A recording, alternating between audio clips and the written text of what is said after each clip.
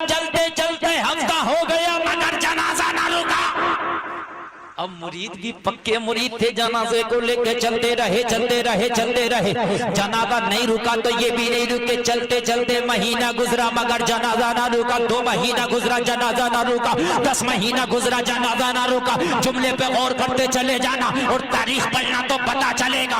1 سال گزر گیا جنازہ نہ رکا، 2 سال گزر گیا جنازہ نہ رکا، 3 سال گزر گیا جنازہ نہ رکا، 4 سال گزر گیا جنازہ نہ رکا، 5 سال گزر گیا جنازہ نہ رکا، 8 سال گزر گیا جنازہ نہ رکا، 10 سال گزر گیا جنازہ نہ رکا، 10 سال گزر گیا جنازہ نہ رکا۔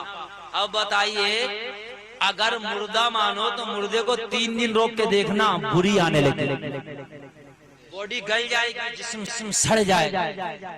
لیکن مریدوں کا قول ہے کہ اللہ کی قسم جتنا ٹائم گزر رہا تھا پیر کے جنازے سے خوشبو اتنی ہی زیادہ آ رہی تھی۔ جتنا ٹائم گزرتا چلا جا رہا تھا اتنی ہی خوشبو میں اضافہ ہوتا چلا جا رہا تھا۔ 10 سال تک لے کے چلتے رہے مگر جنازہ کہیں نہ رکا۔ اور جو 10 سال چلا ہوگا وہ کتنا چلا ہوگا آپ اندازہ لگا سکتے ہو، اگر پیدل ہی چلے تو کتنا چلے، سارا ہندوستان چلتے چلتے۔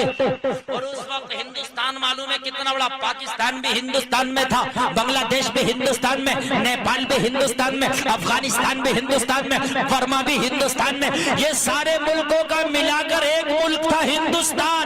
یہ سارے ملک میں چکر لگا دیے مگر جنازہ نہ رکا۔ ارے پیر ہو تو ایسا، سبحان اللہ پیر ہو تو ایسا۔ 11 سال گزرا جنازہ نہ رکا، 12واں سال لگ گیا۔ جب 12واں سال چل رہا تھا تو مرید بھی چل رہے تھے۔ 12ویں سال کا 12واں مہینہ تھا، 12ویں سال کا آخری مہینہ چل رہا تھا۔ یہ چلتے چلتے مریدوں کی جماعت شہر کولار پہنچ گئی۔ کولار صوبہ کرناٹک میں ایک شہر ہے جس کا نام ہے کولار۔ کرناٹک میں ایک شہر ہے جس کا نام ہے کولار، کبھی جانا تو دیکھنا، بنگلور سے لگ بھگ 90 کلومیٹر کی دوری پر ہے۔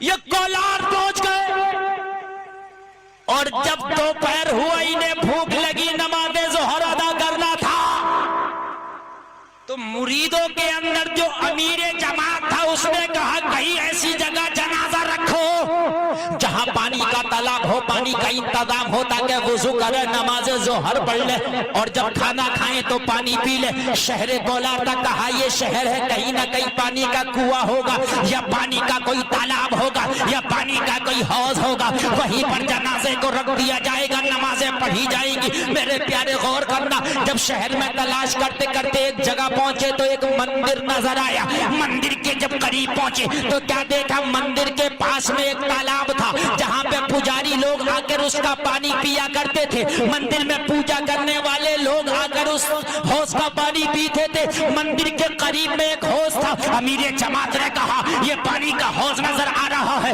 یہی جنازے کو رکھ دو، یہی کھانا کھایا جائے گا، یہی نماز پڑھی جائے گی۔ جیسے ہی مریدوں نے جنازہ رکھا پیر کا تو مندر کا پنڈت آ گیا، بولا بھیا کیا کر رہے ہو؟ کہا پنڈت جی بس آدھے گھنٹے کی اجازت دے دو، ہم یہاں پر کھانا کھا لیں، کھانا کھانے کے بعد نماز پڑھ لیں، حوض سے پانی پیئیں گے، وضو کریں گے اور پیر کا جنازہ اٹھا کے لے جائیں گے۔ جب اتنی بات کہی تو پنڈت نے کہا منظور ہے مگر آدھا گھنٹہ رکنا، اس لیے کہ یہ رانی کا شاہی مندر ہے، جب شام کا وقت ہوتا ہے تو رانی اپنے سپاہیوں کے ساتھ یہاں پوجا کرنے کے لیے آتی ہے۔ اگر رانی نے تمہیں دیکھ لیا تو تمہارے سروں کو قلم کرا دے گی، اگر رانی نے مجھے دیکھ لیا تو میرے سر کو بھی قلم کرا دے گی، اس لیے کہ رانی کافر ہے، مسلمانوں کے نام سے جلتی ہے، ٹوپی والوں سے جلتی ہے، نماز پڑھنے والوں سے جلتی ہے، تمہیں دیکھ لے گی تو قتل کرا دے گی، رانی کے آنے سے پہلے پہلے چلے جانا۔ تو امیر جماعت نے کہا تھا، سارے مریدوں نے کہا تھا بس آدھا گھنٹہ رکنے کی مہلت دے دو، آدھا گھنٹہ کے بعد چلے جائیں گے۔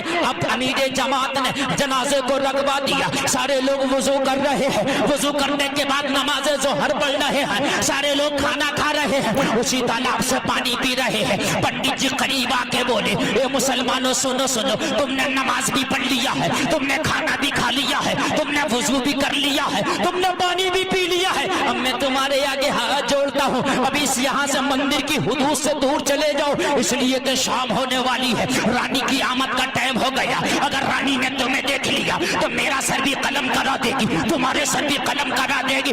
پیارے تاریخ گواہ ہے, 12 سال کے بعد نماز پڑھنے کے بعد کھانا کھانے کے بعد جب مریدوں نے پیر کا جنازہ اٹھایا تو 4 نے اٹھایا نہ اٹھا, 8 نے اٹھایا نہ اٹھا, 10 نے اٹھایا نہ اٹھا, 40 نے اٹھایا مگر جنازہ نہ ہلا.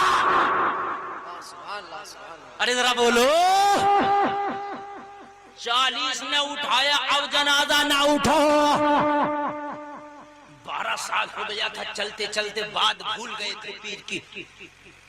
امیر جماعت کو یاد آ گیا.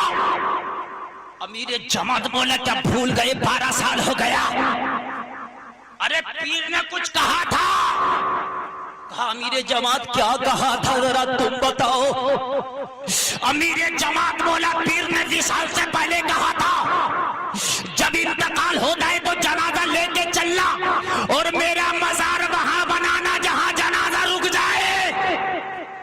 ارے پیر کا جنازہ یہاں رک گیا تو اشارہ ہے کہ مزار یہی بنایا جائے گا, مزار بنایا جائے گا. آج کا وہابی جماعت لے کے جاتا ہے کہ چلو اللہ رسول کی باتیں کریں گے اور اسلام پھیلائیں گے, تو کہاں جائے معلوم ہے؟ مسلمانوں میں. نہیں جاتا, مسلمانوں میں جائیں گے, مسلمانوں میں جانے کے بعد انہیں کلمہ پڑھائیں گے, انہیں نماز. ارے یہ تو پہلے سے مسلمان ہے, ارے یہ تو پہلے ہی مسلمان ہے. اگر تجھے اسلام پھیلانا ہے تو غیر مسلموں میں جا, انہیں کلمہ پڑھا. ہے کہ نہیں ہے؟ ان مسلمانوں میں کیا کرنا ہے؟ توجہ کرو. ارے ہمارے بزرگوں کی شان دیکھو, جب تک حیات رہے اسلام کی خدمت کرتے رہے, اور تاریخ گواہ ہے وصال کے بعد بھی انہوں نے کافروں کو کلمے پڑھائے. اب وصال ہو گیا اور رانی کا جہاں مندر تھا سامنے اس کے جنازہ رکھا ہے. اب جنازہ اٹھنے کا نام نہیں لیتا. پنڈت پورا گھبرا رہا تھا, تھرا رہا تھا, کانپ رہا تھا. ارے یہ جنازہ نہیں اٹھ رہا, اگر رانی آ گئی تو سر قلم ہو جائے گا, نہ انہیں چھوڑے گی نہ مجھے چھوڑے گی. خیر کیا ہوگا؟